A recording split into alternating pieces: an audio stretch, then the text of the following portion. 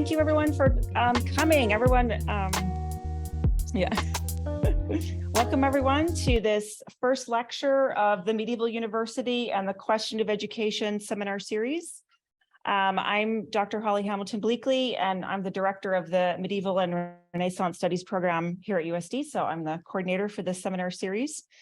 I also want to note that Dr. Evans, who is going to be presenting to us today, he had an important role in shaping this event because it was his idea originally to present a seminar series dedicated to studying the medieval university with an eye to understanding just what the concept of a university might be and how it was understood when it first emerged as an institution.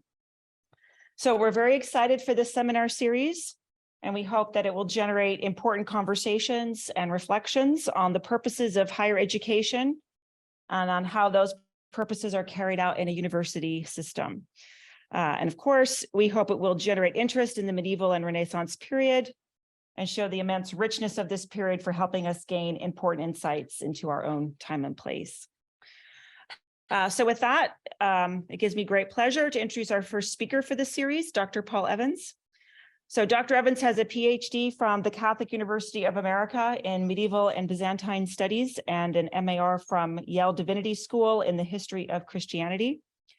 He specializes in the computational analysis of medieval Latin texts and has an extensive professional background in the information technology industry.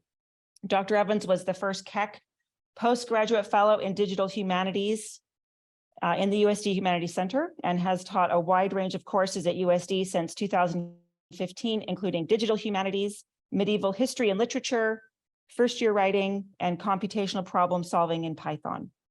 He was recently appointed academic director of the online master's program in information technology leadership for professional and continuing education. And the title of his talk today is Gratian's Decretum and the Dawn of the University. So with that, please help me welcome Dr. Evans. Okay, thank you, Holly, and thanks for putting together the whole series. I think I appreciate it that you ran with the idea. I'd also like to thank, they're not here at the moment, but Brian Clack, the director of the center, and Lindy Villa, who administratively runs the center. We have Lindy to thank for this this great image up here today. It's great to be back here. The last time I spoke here was in 2019 before COVID. So it's a sign of our maybe resuming something more normal, like more normal life. But let's rewind to 2020. In the fall of 2020, I taught History 103, the medieval world, covering for Tom Barton, who was on sabbatical. The semester was short and taught remotely from the first day of class to the last. Those factors led me to organize the syllabus for the class around a small number of distinct themes. I thought it was better to go intense on a small number of things than to try to do a bunch of things the way I would have done in a regular semester. At that point, 6 months into the pandemic, both general media like the New York Times or Washington Post and specialist publications like Inside Higher Ed or Chronicle of Higher Education had devoted significant attention to the impact of COVID on higher education in the US and the question of whether it would or should lead to a more systematic rethinking of the college experience. It therefore seemed to me that there was a real opportunity to be seized in choosing the origin of the university in the 12th century. You sometimes might hear the term the Renaissance of the 12th century as one of the central themes for the class. I thought that public, and I hoped student interest in the question of whether higher education in this country was due for a rethink in light of the COVID experience was more than enough justification to focus on the 12th century university. But I had an additional personal reason for emphasizing that aspect of medieval civilization. I was at the time in the final stages of completing my dissertation on the authorship of Gratian's Decretum, the foundational textbook of medieval canon law a project that gave me a personal window into one of the earliest university classrooms in Europe, this one. The contemporary American university is an endpoint, certainly not the only possible endpoint, of a process of continuous institutional evolution from the earliest medieval universities of the 12th century. Any evolutionary process, biological or social, leaves vestiges, features that were once but are no longer functional. For example, the hand bones and the flippers of whales. Universities are no different than marine mammals in this regard.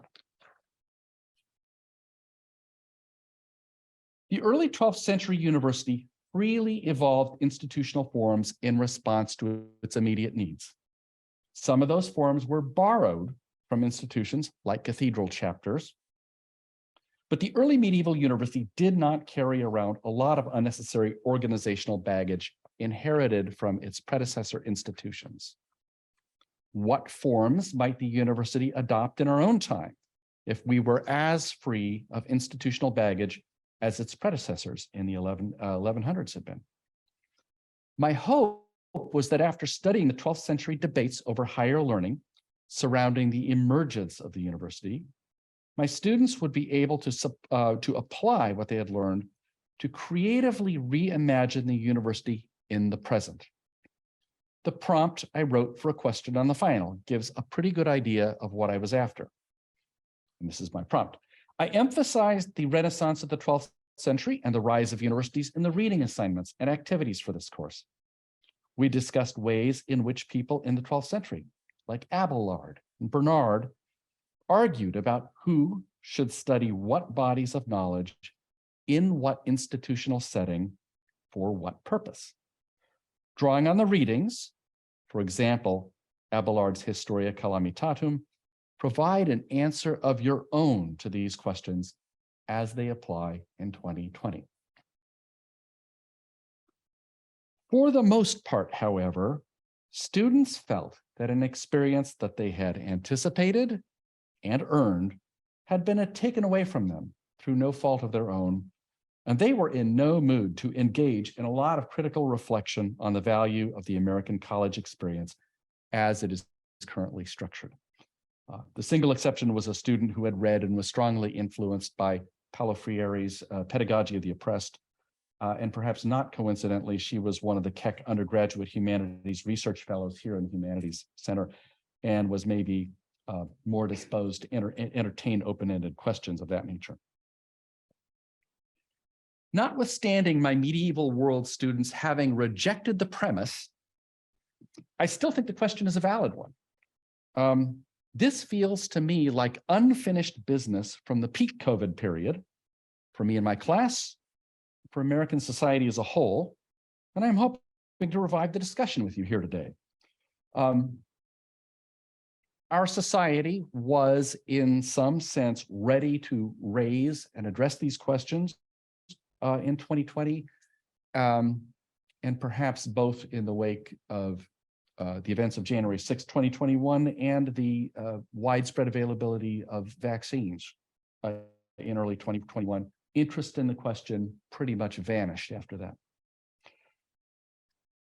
I think, maybe we could say, I hope, that by examining the problems the founders of the earliest medieval universities thought they were solving for their own societies, and the way in which they attempted to solve those problems, by doing that, we gather resources for reimagining the university in our own times.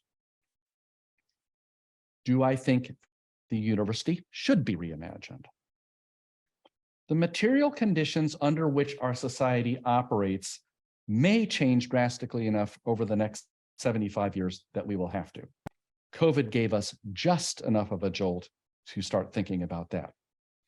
If that's the case, I suspect the model will be looking to Cassiodorus in the 6th century instead of Gratian or Robert Courson, who you'll be hearing about next week. But we need to look at Gratian and Robert Courson if we want to understand where our model of the university came from. as the first speaker up, I have the opportunity to propose one possible perspective on the series.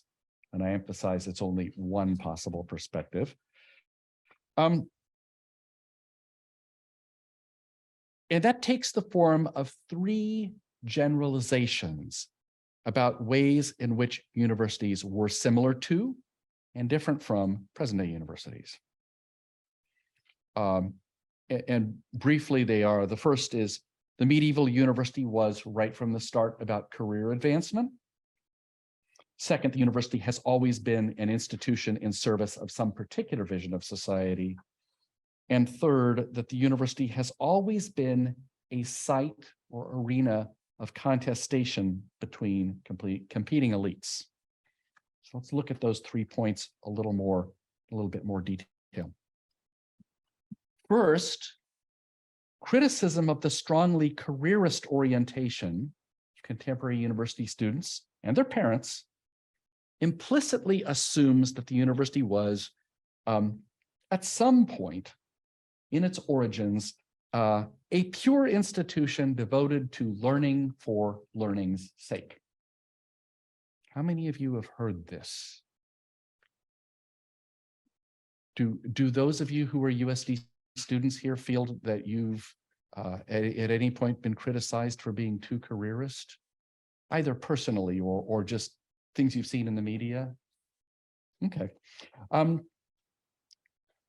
I will say right off the bat, the medieval university was about career advancement in ways that I'm going to later discuss in some detail, but all have to do with the word benefice. If you haven't heard the term, a benefice is a stream of income that attaches to some role in a church, in an ecclesiastical organization. So we could all imagine the parish staff at the Immaculata across the way, and a stream of income that might come from being the priest in charge of a church like the Immaculata. In the Middle Ages, such streams of income were surprisingly separable from actually doing the work. The person collecting the paycheck was not necessarily the person saying the Mass or hearing the confessions.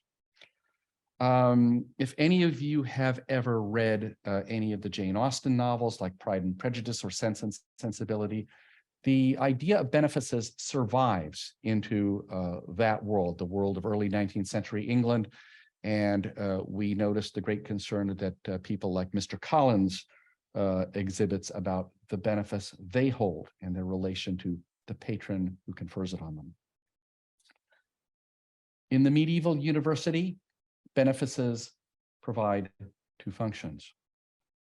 They are, in a remarkably frequent number of cases, what passes for financial aid.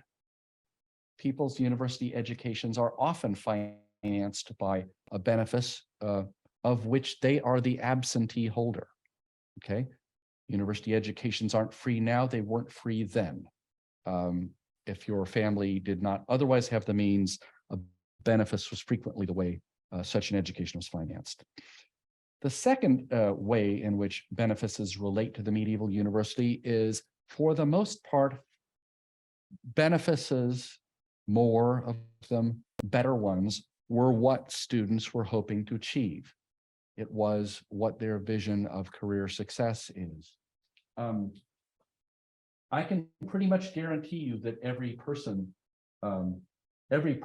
in this picture aspired to get a benefice. As I said, more of them and better ones. And as we will get to at the end of the talk, a remarkable number of them achieved that goal.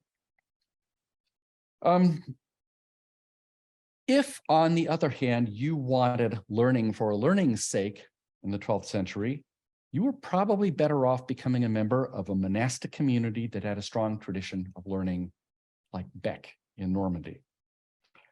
That strand of the Benedictine tradition has been quite durable and was best represented in the last century by Jean Leclerc's book, The Love of Learning and the Desire for God. So the university in explicit contrast to the monastery, was a careerist institution from the start. I don't want to oversell the contrast. You can do both. The ecclesiastical careers of Lanfranc and Anselm, successively archbishops of Canterbury between 1070 and 1109, did not suffer from their time as heads of the school at Bec. And on the flip side of the coin there, the first half of Peter Abelard's career combined in about equal measures intense worldly ambition with a purely intellectual hubris over the potential of the new logic for the analysis and solution of theological problems. So now to move on to the second of the three observations. The university has always been an institution in service of some particular vision of society. And so we will have to place the medieval university in that construction in some way. It's usually a synecdochic vision that takes some part of society for the whole. And that vision shifts over time. It's shifted in my lifetime. When I started as an undergraduate student, a physics major, at UCSD in the fall of 1979, UCSD was still recognizably a post-World War II university, the mission of which was pretty straightforwardly knowledge production in the service of the nuclear and space age state. And I'd probably emphasize their technological and scientific knowledge production. When we think of the post-war university, we think of figures like James B. Conant at Harvard, Vannevar Bush at MIT, Clark Kerr at the University of California and his idea of the multiversity, and here locally in San Diego, Roger Revelle, the founder of UCSD, and his almost exact counterpart in the UK, Albert Sloman at the University of Essex. By contrast, the mission of the contemporary neoliberal university, the one we're sitting in, is not so much knowledge production as the production of knowledge workers who will function in a society characterized by finance capitalism. So let's try to fit the medieval university into this paradigm of the university producing something in service of a particular vision of society. To get the obvious out of the way first, the medieval university was every bit as much as USD in 2023, and rather more than UCSD in 1979 about producing knowledge workers. The relationship of the medieval university to the production of knowledge itself is a rather more complicated issue. Our society tends to think in terms of advancing the frontiers of knowledge, implying that the quantity of knowledge is the kind of thing that can be increased. In general, people in the Middle Ages thought the ultimate source of knowledge was authority, and they located authority in the past. The quantity of knowledge was therefore not the kind of thing they thought could be increased in the present. It was not, in other words, something that could be produced. On the other hand, people in the Middle Ages did think that knowledge was something that could be recovered. The way Justinianic Roman law was recovered in the 12th century, and the Aristotelian corpus was recovered in the 13th century.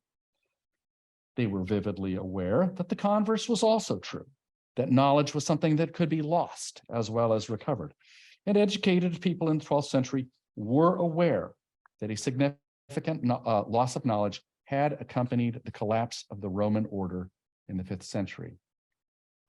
You could almost think of it as the intellectual equivalent of the way we think of the Chicxulub meteor impact wiping out the dinosaurs. It was an intellectual past event in their society that had that clearing function. People in the Middle Ages were confident that bodies of knowledge inherited from the past, like the medicine of Hippocrates and Galen, could be transmitted. In practice, they were able to transmit such bodies of inherited knowledge with considerably better understanding as time went on. The 12th century saw two extremely important projects to systematize existing knowledge and thereby increase its value in the domains of canon law, which we'll be talking about today, and theology. Both of these projects resulted in textbooks that remained foundational to university curricula for centuries, Gratian's Decretum and Peter Lombard's Sentences. And finally, the 13th century saw the project of Aquinas and others to put inherited bodies of knowledge from different traditions, the recovered Aristotelian corpus, and the systematized body of theology of Peter Lombard into dialogue with each other to produce a philosophically consistent account of the data of Christian revelation. So in other words, the medieval university was producing knowledge workers in the service of an explicitly Latin Christian society. It was an increasingly sophisticated society, recovering much of the sophistication that had been lost at the collapse of the Roman Empire. It was a society with a lot of moving parts, and it needed a lot of knowledge workers. The medieval university was also vigorously engaged in knowledge production, although for reasons which we have just seen, having to do with the prevailing intellectual worldview. People at the time were reluctant to agree that or admit that that's what was going on. A society that didn't believe you could produce knowledge produced an awful lot of it between 1000 and 1250. At the very least, there was a lot more useful knowledge available to educated people in 1250 than there had been in the year 1300. The third observation, and last, is that the university has always been a site or arena of contestation between competing elites. Engaging in knowledge work as a professional activity gives rise to a recognizable set of attitudes and values. The attitudes and values of knowledge workers are largely stable over time. To give a concrete example, the attitudes and values of the 12th century teachers and students of canon law that I now study bear a more than passing resemblance to those of many of the IT professionals I encountered in Silicon Valley in the 1990s, or other professionals. Think, imagine a McKinsey consultant if you're a business major. At any given time, the values and attitudes of knowledge workers will arouse intense hostility from powerful economic, political, and social interests. Usually those interests most dependent on the services provided by knowledge workers. What they really want is the services provided by knowledge workers without the attitudes and values. That I might add, the attitudes and values that are inextricably connected with the provision of such services. That was true of the landed military feudal aristocracy, who were bitterly resentful of their dependence on the thin stratum of university-educated personnel who could read and draft Latin documents, and who were fluent in what I will define in a moment as the new technologies of social or societal control taught by faculties of medieval universities. That is Roman law, canon law, ars dictaminis, and notarial science, which is sort of the skill of drafting Latin documents for commercial or legal political reasons. It is just as true of business and political figures today, who are just as resentful of our society's dependence on the legal, scientific, and technical expertise of knowledge workers as their counterparts in the era of bad lordship were. I'll let you provide the names in the privacy of your own head, but you know who they are. Transmitting the informational content required for knowledge work is difficult, if not impossible, to separate from transmitting the attitudes and values that go along with it. It is therefore inevitable that an institution whose primary mission is to produce knowledge workers is always going to attract the hostility of some powerful interests in society. So that's the end of the three observations. I don't expect the other speakers to necessarily agree with this framing of the medieval university, but as we have at least one of the speakers coming after me here, I do hope maybe they'll react to this. I should add that by calling these bodies of knowledge technologies of social or societal control is an intentionally controversial framing. I think whenever you are creating a new legal system, I don't think we can avoid the idea that creating law is creating a technology of social control. But I also have in mind things that maybe less straightforwardly so. For most of the time I've been at USD, about 40% of our students have been business majors. All of you study accounting, some of you major in it, right? Accounting is a technology of social control in just this way. I don't know if it was because of speaker availability, but the talks lay out in an order which I think is very conducive to the topic. I will be talking about the university when it was no more than a classroom with little to no institutional trappings. The teacher, called the magister in Latin, at this stage rented a home. Maybe they owned a home, but unlikely. In this case, we know it was in Bologna, in Italy. And they taught class in a large room on the first floor of that home. That's what I'm going to be looking at today is that earliest stage. The master, the students, the texts that are going on in that room and how they are formulated. Next week, Dean Frullo of the law school will be talking about the organization of the University of Paris, and that's a more institutional picture. So it is a great next step in this story. I should add at USD as a whole knows him as the now retired dean of the law school, but for medievalists who show up, there's always this reaction of, oh my God, he's here, because he wrote a well-known and frequently cited book about the beginnings of the University of Paris. So we're excited about his presence here for other reasons.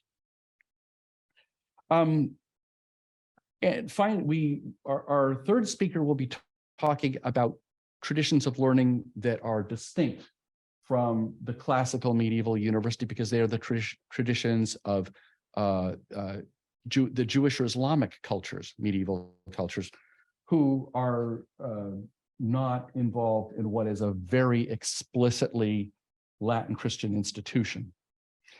And finally, Turner Nevitt is going to be talking about the medieval university sort of at the height of its powers in the 13th and 14th century, and the kinds of debates that go on in the fully formed, fully institutionalized university. Today, I'm going to be talking about Gratian, this fellow on the left, and the book that his name is attached to, the Decretum. And I would tie this into the 3 points I made thusly. This is, as we will see, this is the first textbook written as such in the Western European tradition. And it is a textbook for students studying to enter a particular professional career. So that is to say, in terms of the careerist versus pure learning approach, this is a careerist text. It is intended to enhance people's future employability and success in their chosen career. I would jump to the third point and say that by engaging in an activity that both forms future knowledge workers, and as we will see, creates a new technology of societal control in the form of the systematized canon law, it does take a particular side in the contest of competing elites. Canon law is a system that the church uses to push back against its secular rivals in the 12th and succeeding century. So this is a move in a contest of competing elites. I'm mostly going to pay attention to the second point, that the institution, as revealed to us in this textbook, of the university is about producing knowledge workers for an explicitly Christian society. It's a vision of society that we can translate as pretty much identically equal with the Catholic Church. And it aims to provide, one might even use the word arm, the Catholic Church with a new technology of social control.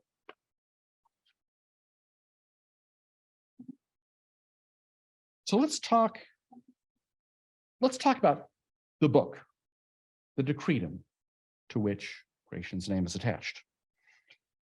The book I'm going to be talking about is generally referred to by modern scholars as Gratian's Decretum or just the Decretum. It is a 12th century university textbook of canon law, the law of the Catholic Church. The book began to circulate widely about the year 1140.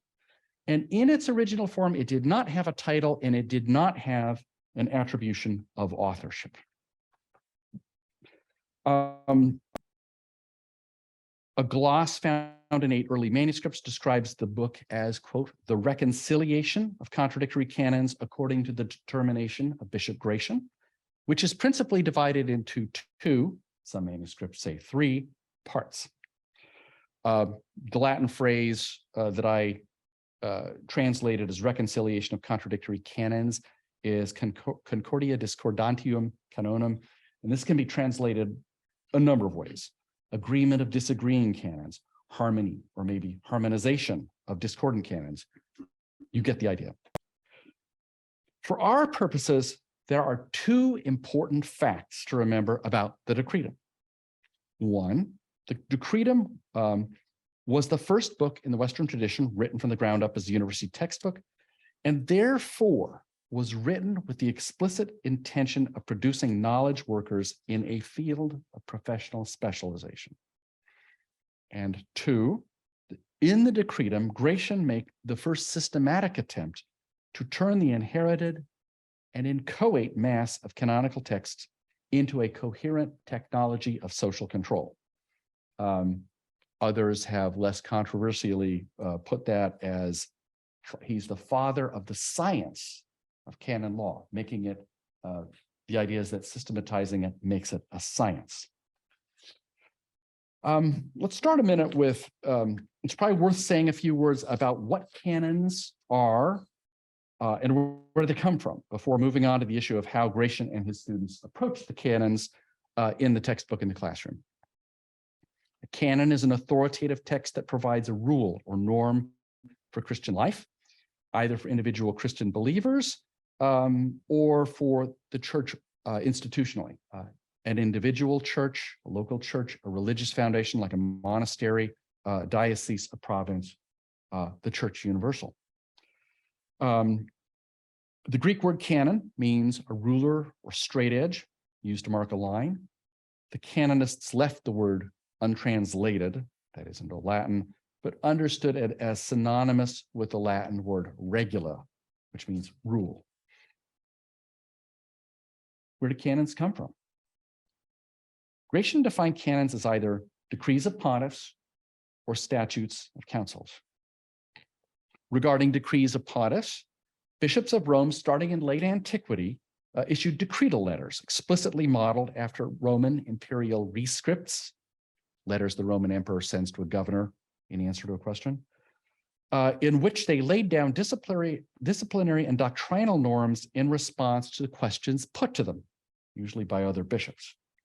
The earliest surviving example we have is a letter from Pope Siricius to Bishop Hymerius of Tarragona, Spain, written in 385. Another important source of canons is ecumenical councils and historically important provincial synods. Although most people remember the Council of Nicaea in 325 primarily for the doctrinal settlement of the Arian controversy over the divine nature of Christ, which is memorialized in the Nicene Creed. It also promulgated 20 canons of a disciplinary nature, whether bishops could have women living in their house, things like this. You might ask what counts as a historically important provincial synod, and in practice, the definition is if somebody like Augustine of Hippo or Caesarius of Arles presided over it or participated in it, it's historically important. As for statutes of councils, the canonical tradition, in addition to decrees of pontiffs and statutes of councils, the canonical tradition drew on other sources which could be treated as authoritative in a more general source. And these would be the writings of major patristic figures such as Ambrose, Jerome, Augustine, and Gregory, figures whom later generations considered doctors of the church. A final source for authorities was secular law, usually pre-Justinianic Roman law, but also including capitulary legislation of the more important Carolingian emperors. Think people like Charlemagne, Louis the Pious, Charles the Bald, and their successors. About 80% of the text in the Decretum consists of excerpts from such authoritative sources. The excerpts are organized into units called canons or chapters, which can be anywhere from a sentence to a couple of pages in length. And in addition to the text itself, canons usually have rubrics, which are kind of captions, and inscriptions, which are attributions of authority, historically inaccurate in many cases. In other words, just because it says it's from a letter of Pope Gregory doesn't mean it is. In this respect, Gratian's Decretum is not very different from any number of canonical collections that came before it. Numerous previous collections of canon law, organized chronologically at first, then topically, had been compiled since the 6th century collection of Dionysius Exiguus. But none of them had instruction as their purpose.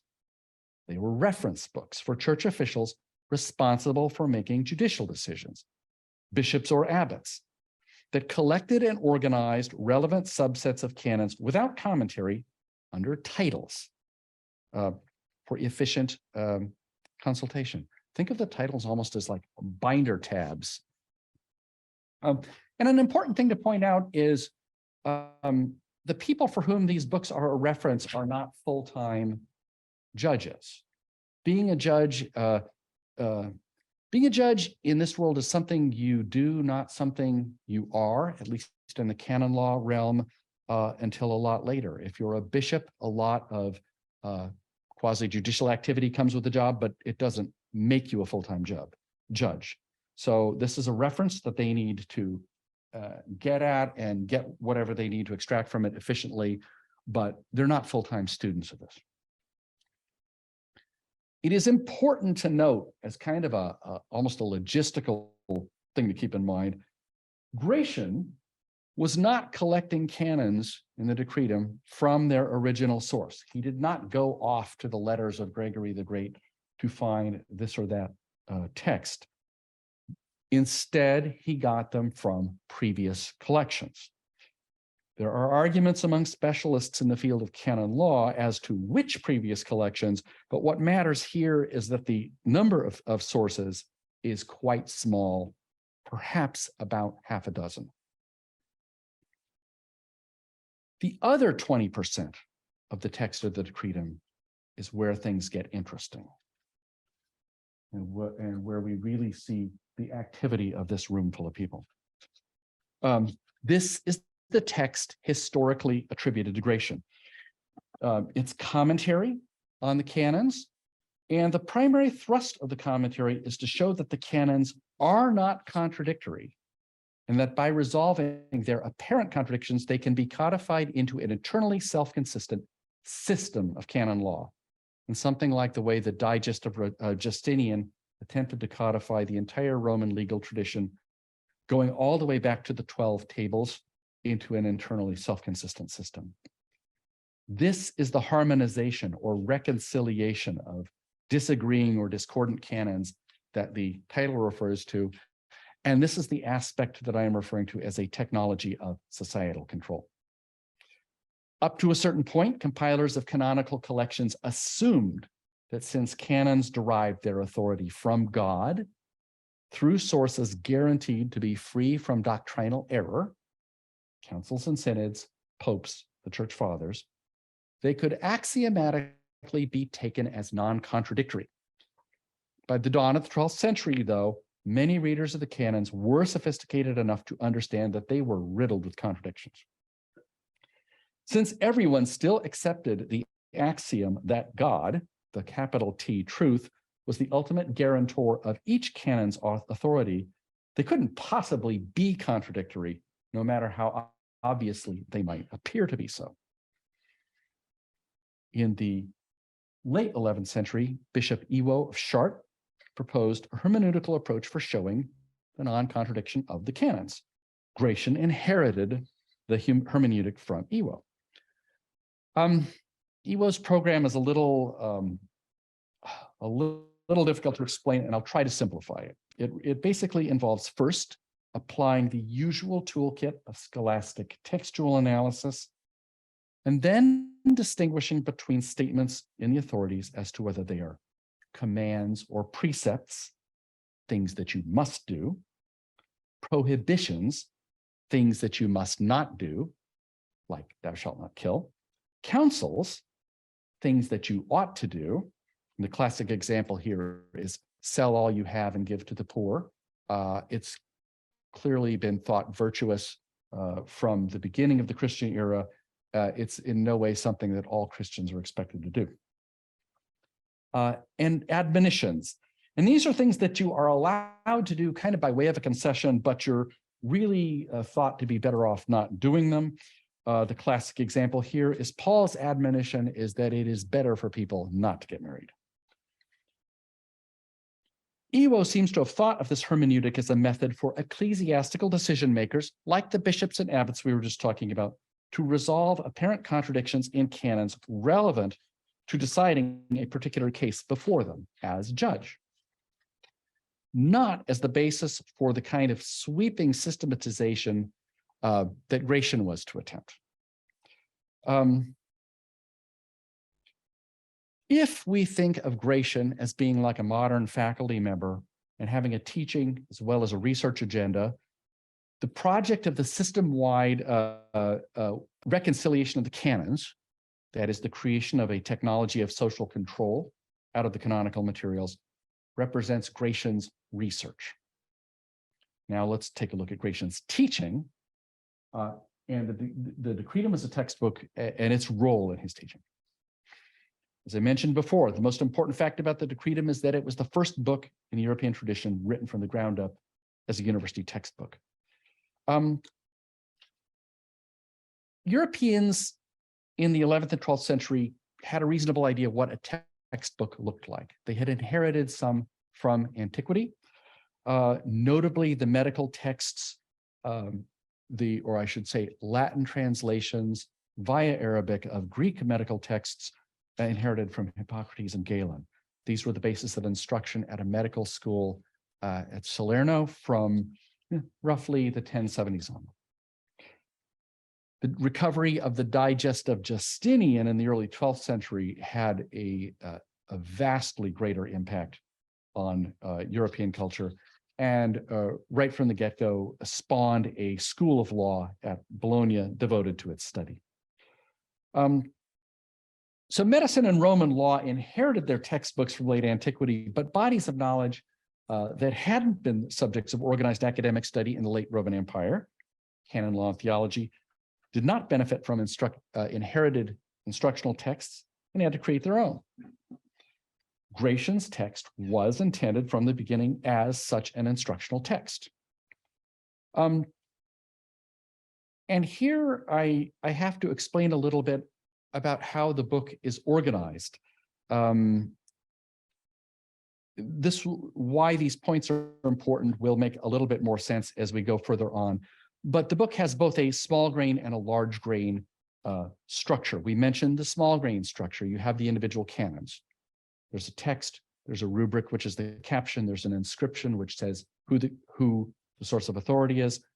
And to that, Gratian adds, after a run of one or more canons, his dictum or saying, in which he explains, he resolves contradictions, or explains what conclusion is to be drawn from the canons. The book has 3 parts. The first part is divided into 101 distinctions. The first 20 distinctions, which are an introductory treatise on law. The second part is divided into 36 hypothetical cases.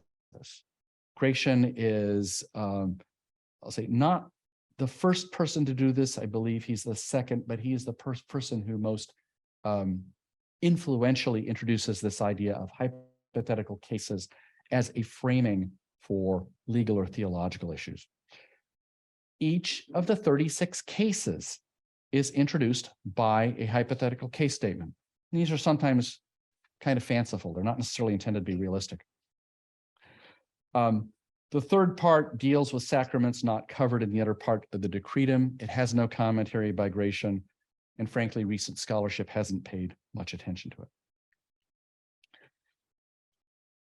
The 20% of the text attributed to Gratian, the sayings, the hypothetical case statements, and the treatise on law, have been seen since the time the book circulated, that is immediately in Gratian's own time, as directed at students engaged in the academic study of canon law. Excuse me.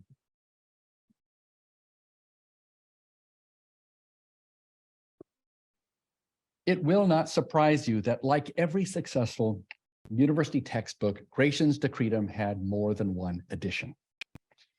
Anders Winroth, as part of his PhD dissertation in 1996, showed that 4 early manuscripts represented a first recension rather than just an abbreviation of the Decretum. The first recension was about half the length of the widely circulated Vulgate version, or around 2,000 canons as opposed to somewhat over 4,000.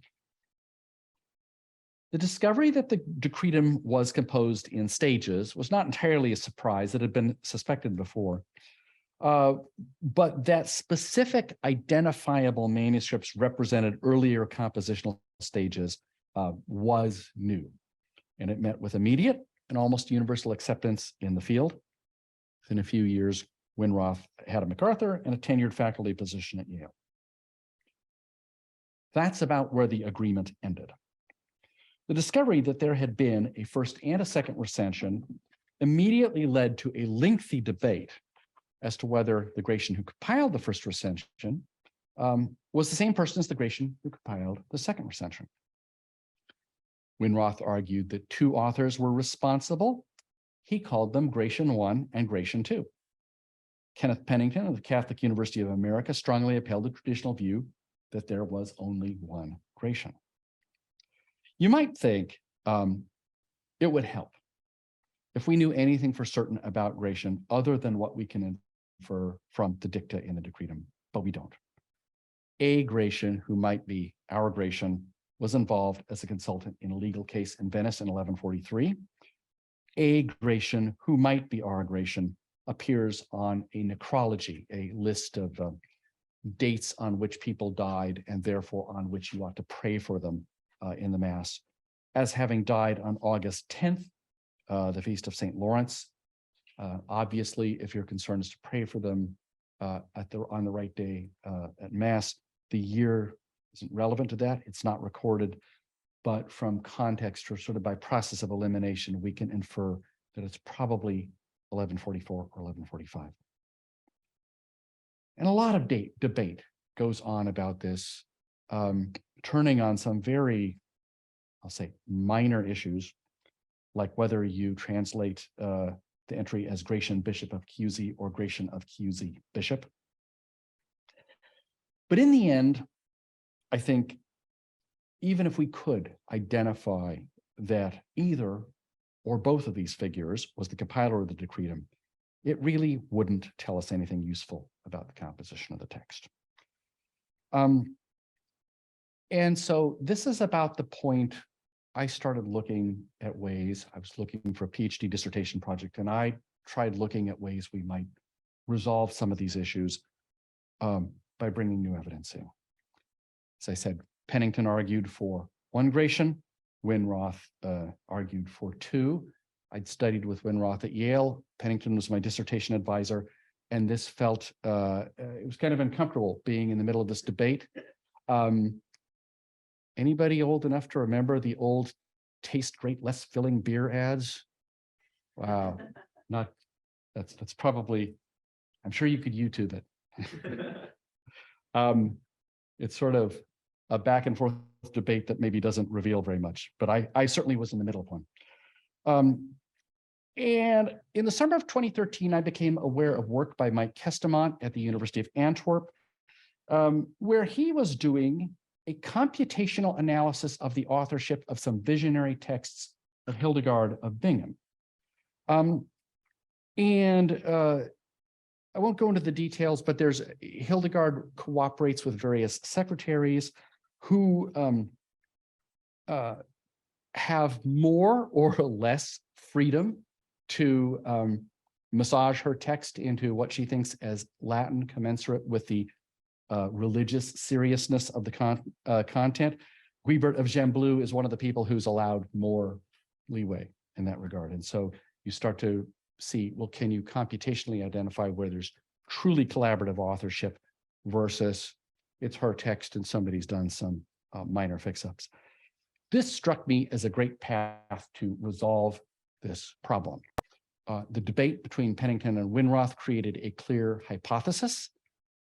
We should be able to take the dicta, the text attributed to Gratian, and we should be able to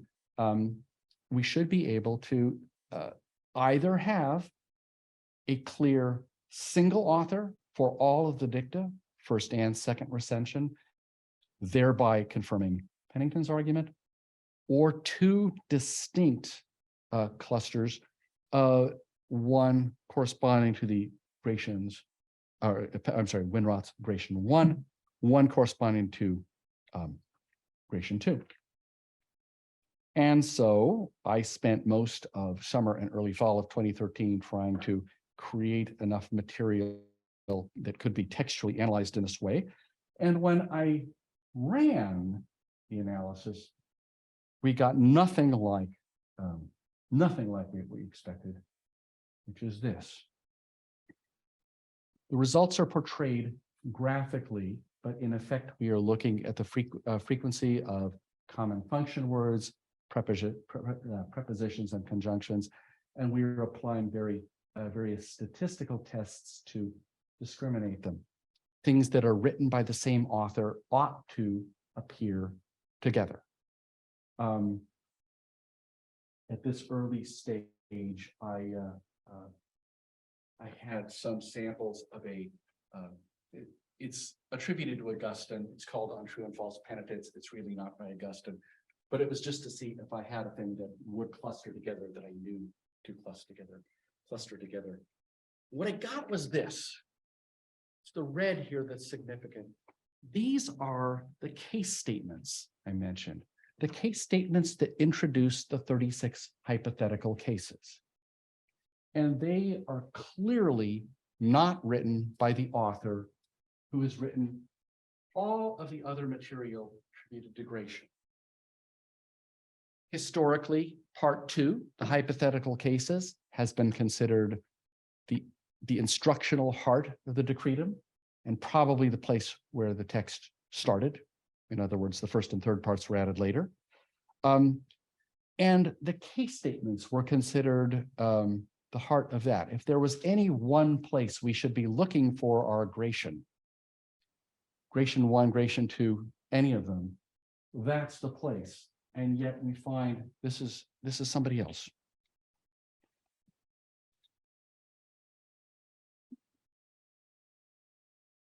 We also do not have any obvious pattern of authorship for the first or second recension dicta.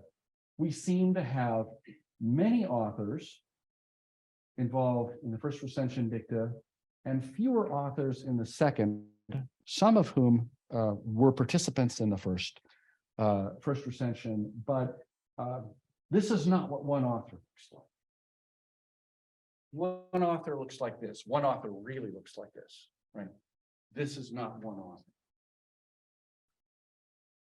And my first reaction was, oh, Gratian didn't write the case statements. But the more I thought about this, it was really the reverse.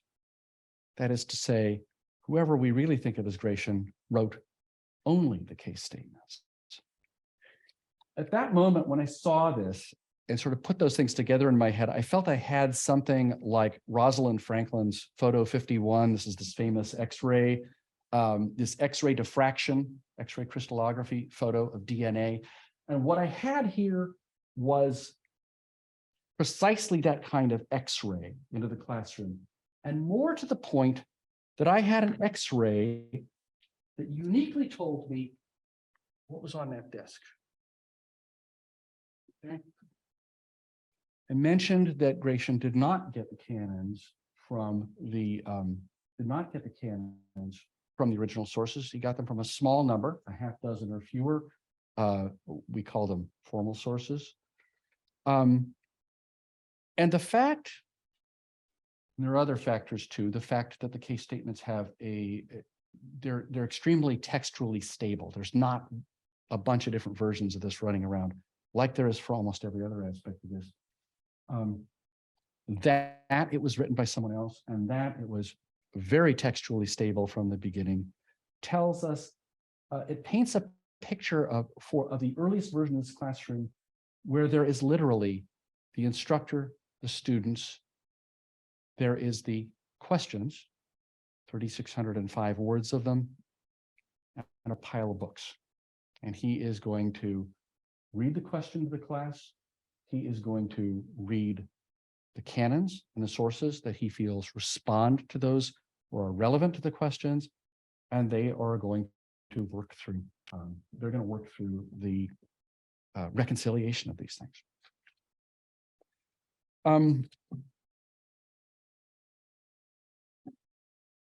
As I said, there was a good many years of my life that went into making sure that wasn't a false positive. That is certainly not the final version of that. There was dozens of versions of that, but every one of them told the same story. And that is it. There were two conclusions from that story, a positive one and a negative one. The positive one is the case statements in part 2 of the Decretum were written by a single author who is not the author of the first and second recension dicta. You'll remember Winroth called his Gratians Gratian 1 and Gratian 2. I called my author, the author of the case statements, Gratian 0. Both because in the computer science department, we like to start counting at 0, and because the activity of Gratian 0 was logically and probably chronologically prior to the rest of the text. I take Gratian 0 to be the historical Gratian. The negative conclusion is that the stylometric techniques I used did not produce any of the findings that could reasonably have been expected based on the debate between Pennington and Winroth. They do not show the samples from the first recension. They do not show the samples from the first recension, the green, clustering separately from those in the second recension, the blue. They don't show all of them in a clump that you would get from a single author. So anybody who was to take this data and attempt to make an argument one way or another for either the one or two author hypothesis, that would not be a persuasive argument. Okay. I think a couple of conclusions here. And I think the most important one is this. This actually tells us a very specific story about the relationship of Gratian and the people in this room. We tend to think of medieval students as being in a fairly passive relationship with their professors. The whole word lecture implies that there is a reading out of an authoritative text. The lecturer expounds the text both in a literal and sort of a more advanced way. And the students sit there and take very, very good verbatim notes on this, usually to the extent that by the time they finish the class, they've copied the entire textbook. That's not altogether untrue for later stages of the process. But I will say for the first maybe 10 years, Gratian is doing this. This points to a much more cooperative or near peer level interaction between Gratian and his students. He's certainly the leader of the group. He is the person who's done the most reading in the canons. He's the person the group looks to. I guess his method is their inspiration, right? It's why his name attaches to the collection. But the words aren't necessarily his, right? I think the only plausible assumption we can make is the words are the students. There is a discussion in the class. There is some kind of reconciliation of the canons, the discordant canons that's worked out in the class, and one or more students actually writes this up in a way that winds up in the book.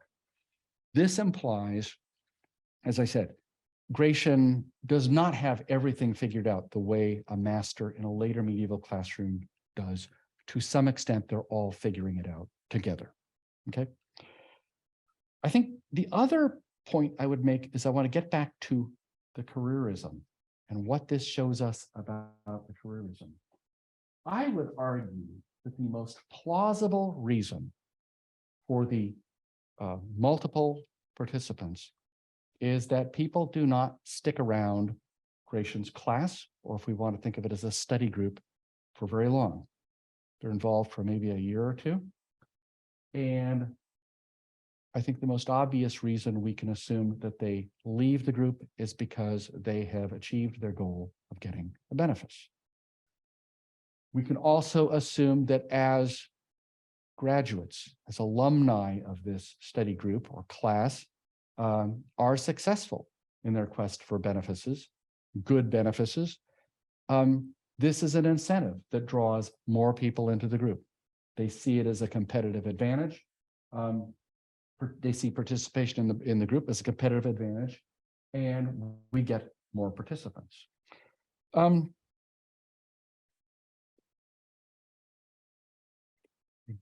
do want to wrap this up so that we have time for questions and discussions. So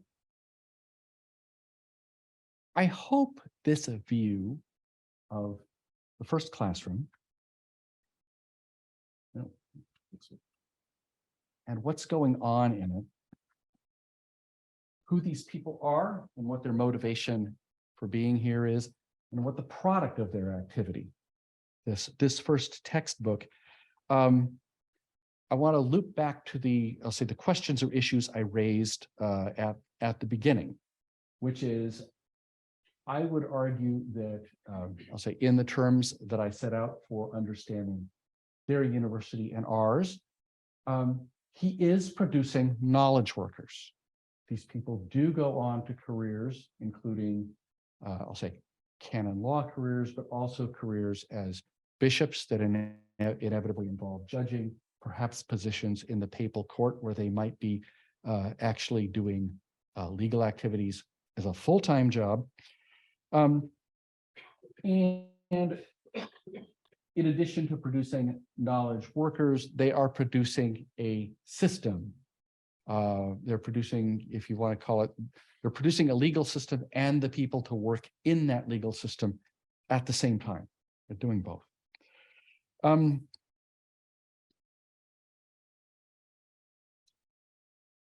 I guess this gets back to the question of, do we want our universities to look different or do something different, that I originally raised with my students in 2020. One of the fun things about this, preparing this talk, has been getting my family involved. My wife and son are here, and they've heard a lot about this week. My son has helped me edit some of this. And this was an interesting conversation for us. He went to St. John's in Annapolis, which is a great books program. They don't have textbooks of any kind, much less textbooks intended to specifically prepare you for a profession. And so this idea that we would be preparing knowledge workers or creating or researching systems of societal control was was not part of his experience. In that regard, there were institutions, the schools, in the Middle Ages that were doing this. The biblical school at Laon, the school at Chartres that spent a great deal of time examining Plato's Timaeus. That's not what's going on here. What's going on here is remarkably similar to what we're doing here at USD. The expectation is most of the students are here to prepare for some kind of career, and that we will teach them things that will help them achieve that goal. And so I guess the conclusion I came to that I maybe wasn't entirely happy with was that if universities continue to conceive of their mission as producing knowledge workers, that is transmitting both the content of subject matter content, but also the attitudes and values necessary to be successful or maybe even happy as a knowledge worker. And as long as they continue to focus their activities on what I've called technologies of social control or societal control, we're probably not going to get a university that looks very much different than the one we have now. I don't know if we should be disappointed about that or that's a bad thing, but something to think about. I think I'll open it up for questions here. Thank you.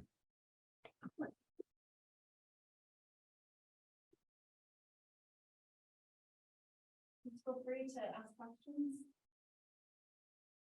Did the Catholic Church have to approve this book? That is a really great question. Interestingly, no. It never got an official approval by the Catholic Church, although we know it was in use in the papal court within a decade. It was treated as part of the curriculum. Well, I mean, in some ways, it was part of the curriculum if you studied canon law right up to 1917. But it had no official status. They clearly didn't object to its use, and in fact, strongly encouraged its use, but it required no particular blessing in that regard. Later, I would say 50 or so years after this, the academic focus of canon law shifts from the body of traditional canons that Gratian was working with to the decisions of living popes, treated rather like we treat Supreme Court decisions in our society. And at that point, popes took it upon themselves to gather up collections of what they consider to be their authoritative decisions, and they would send it to the faculty of the University of Bologna. And that was kind of a form of, yeah, this is the official approved thing. There came to be, in the later Middle Ages, a sequence of approved papal compendia of their own decisions, but nobody ever felt the need to have a formal approval for this book.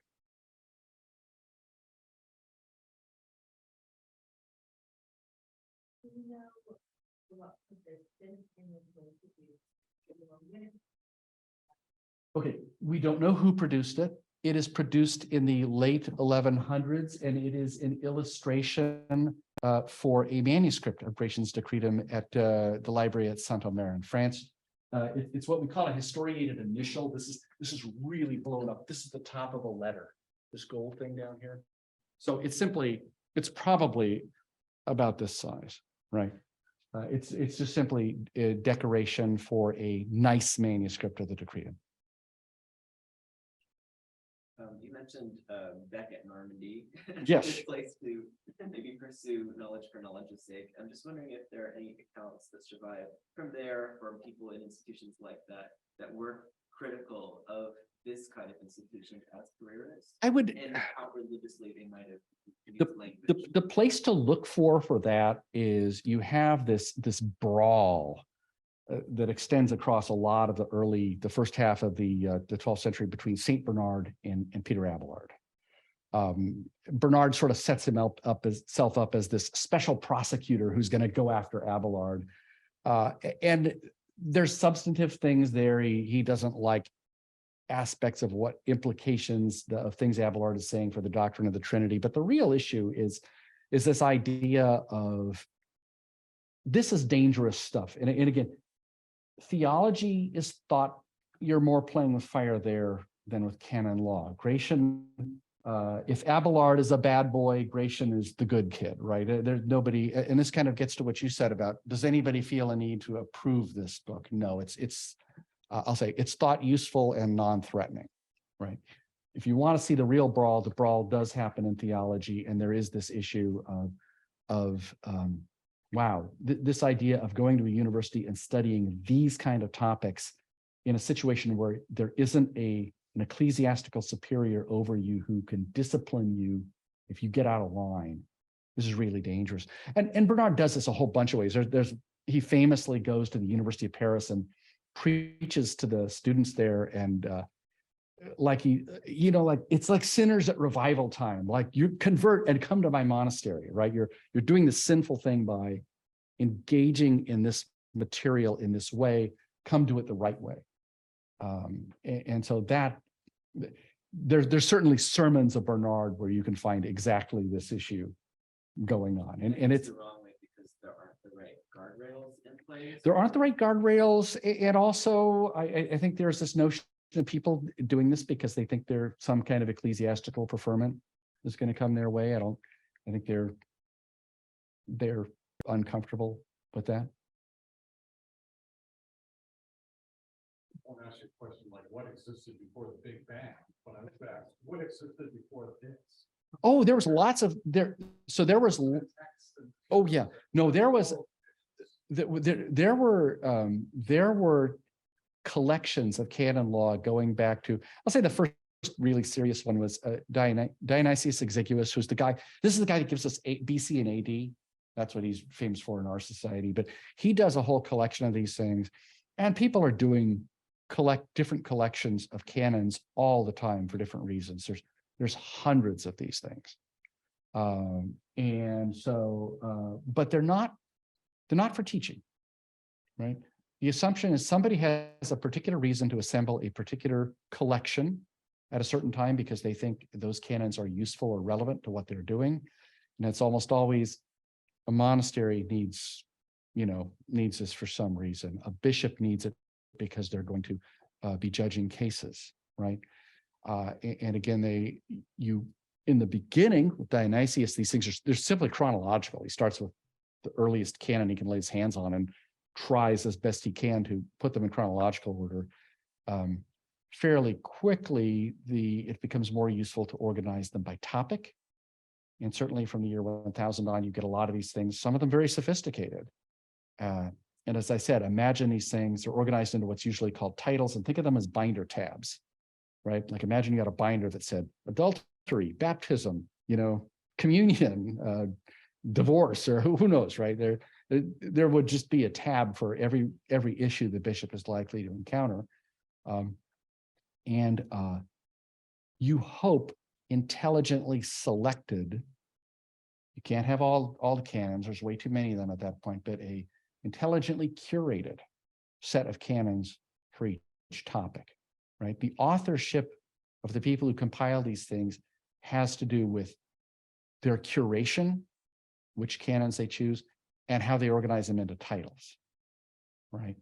Gratian is the first one where he interjects a certain amount of first-person commentary into it. So lots of them running around.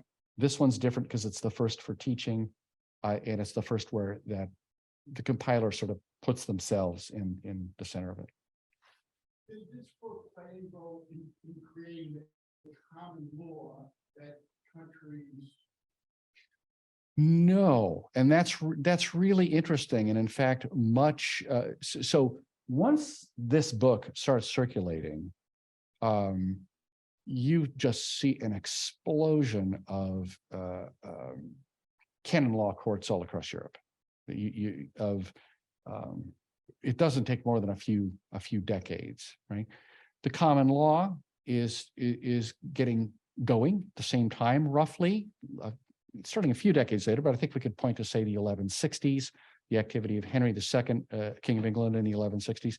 And one of the fights between Henry and Becket has to do with Becket is upholding the jurisdiction of what are frankly newly aggressive ecclesiastical courts. And Henry is in effect bootstrapping his own system that has no reference to that at all. And these systems come into conflict in some way. Maybe it's worth picking on it, because I think what you said is absolutely true. That's in England, but what's happening in Europe simultaneously. That's it's civil. Yeah, right. I mean, basically, it's develops Right. teaching of the civil war stuff. Europe is civil. They're basically going back and taking this city And there's much more compatibility there, because if I were to have a one sentence description of what these people are doing is, I've said, and I haven't gone into the details of it, I said they're building it into a system, right? But what the thing the existing canons lack is a system of procedure, right? And with you start to have like really fairly high quality study of Roman law from 1105 on, also in Bologna, not a coincidence, right? And they borrow a lot of the procedure. The procedure is basically taking Roman law procedure, the substantive law is coming from the traditional canons, but with all these contradictions ironed out. And at the same time, certainly in places like Italy, you get civil law as the Roman civil law, that is, as highly influencing the local law rapidly, and spreading into Northern Europe, a little bit slower than that. But yeah, those systems come into conflict less than, to us, of course, famously, they do come into conflict between Henry II and Becket. And so that's kind of dramatic for us. You don't have the same level of conflict, certainly in Italy, Mediterranean France, anything like that. But they are wholesale borrowing and adapting as much as they can of Roman law civil procedure here. This is actually one of the arguments about, is there two different people behind the first and the second recension? Because the second recension has a much more sophisticated understanding of Roman law procedure than the first recension does. And so there's this argument of, well, is it this same guy and 15 years later, he just knows more about that? Or is it somebody else?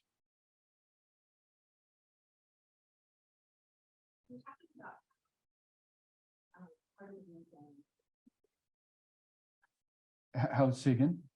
Part of the reason it was created Yeah. was book was created was to deal with the contradiction. Yes. Yes. Thought that actually said Not till a lot later.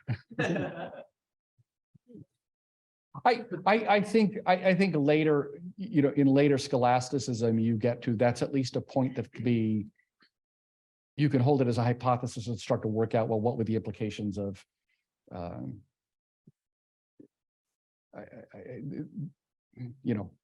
God wishing something that were contradictory in some way. But it's not, for the people in the era that I'm concerned with, no, they're not worried about that. I'll leave it to the experts on later scholasticism to how they, I want to say in the 14th century and people like Duns Scotus and people like that, but out of my area. come back to your point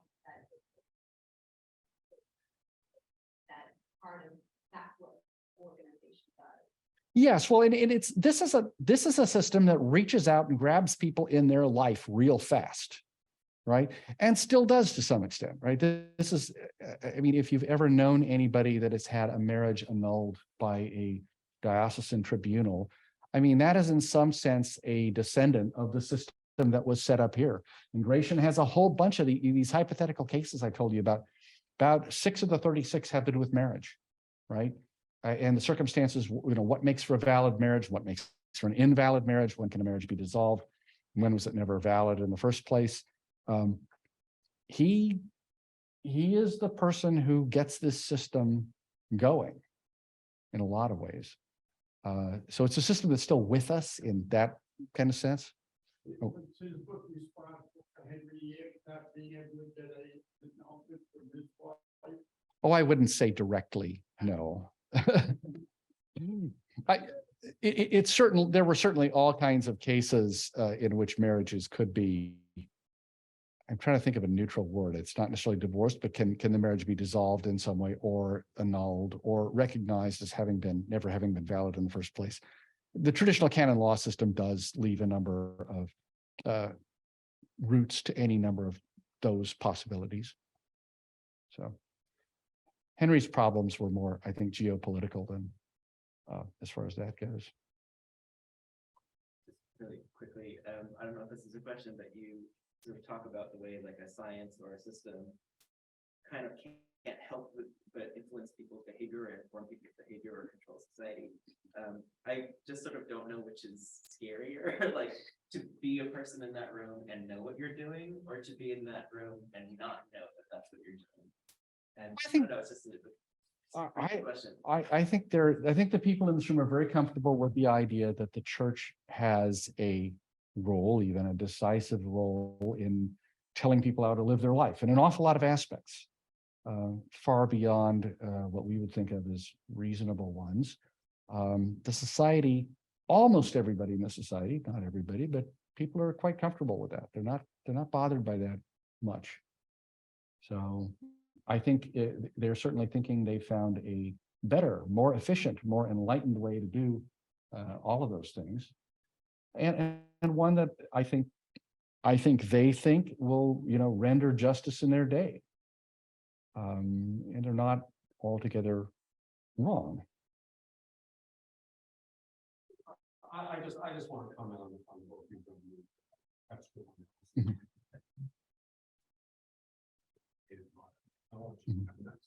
That's really, I have, particularly doing work in this period, there are just so many situations where attributions are highly questionable.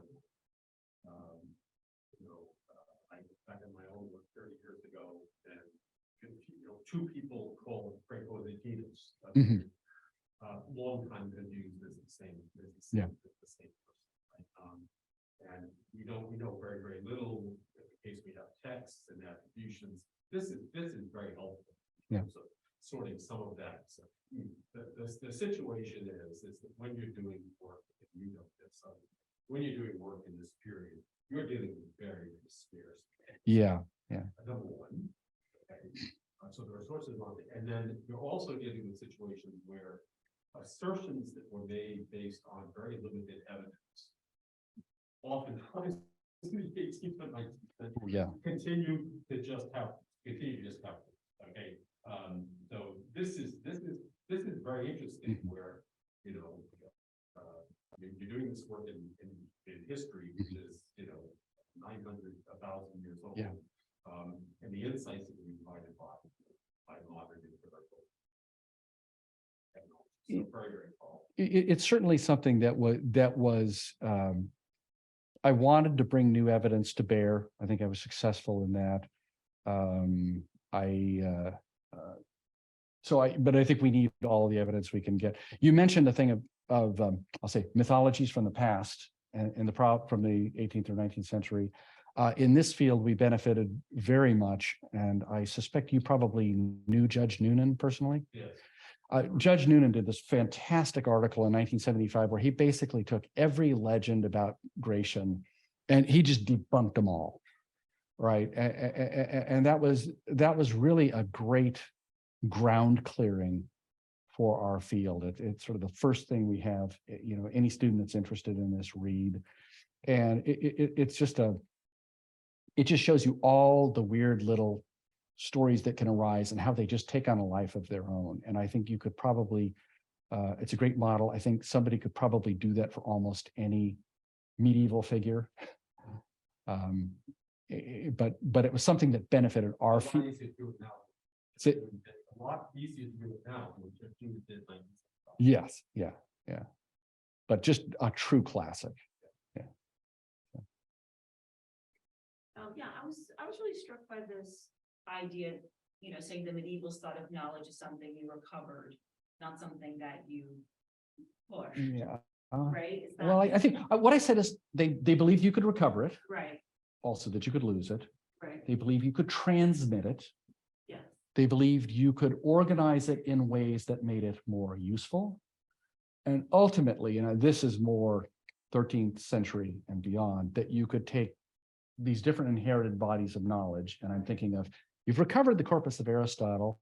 Peter Lombard has systematized theology.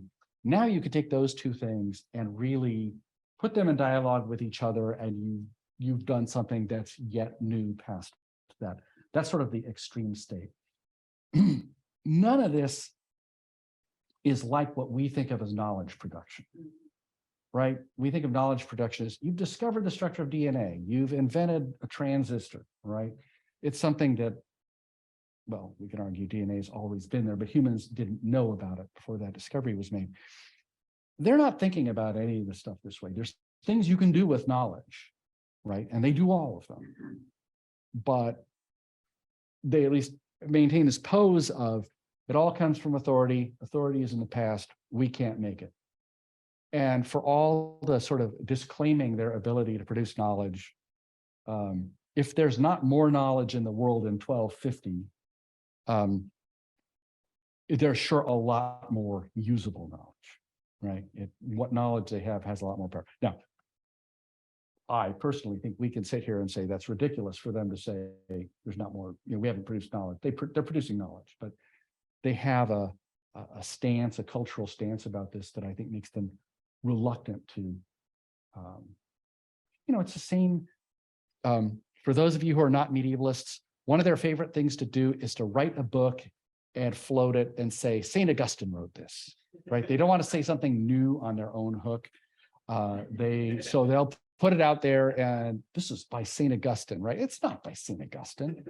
And so they're creating new arguments, new ideas, new knowledge all the time, but they dare not do it under sort of their own name.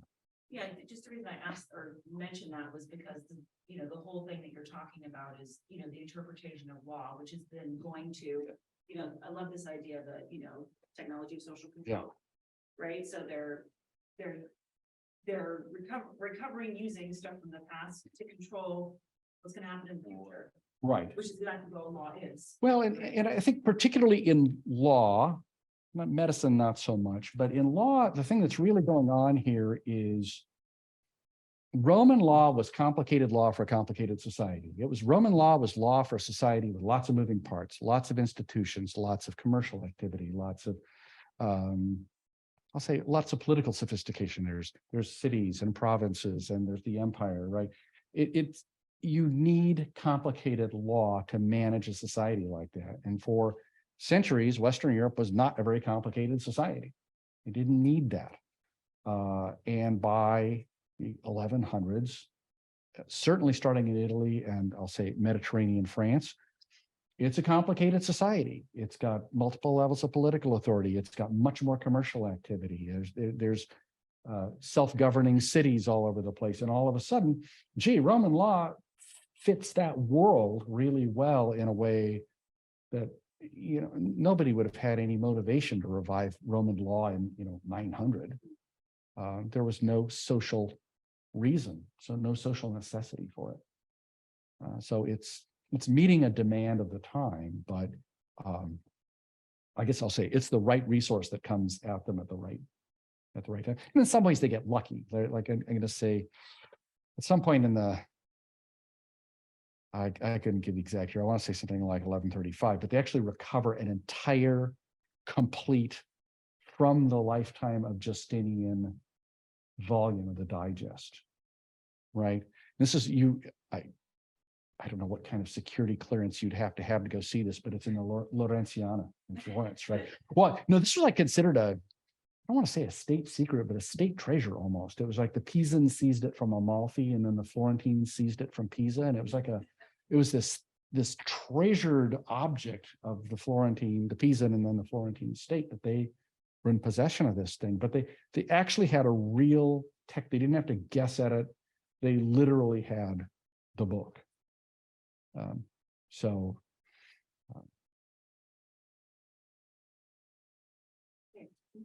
Okay.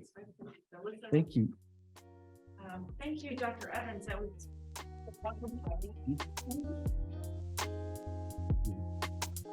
Thank you.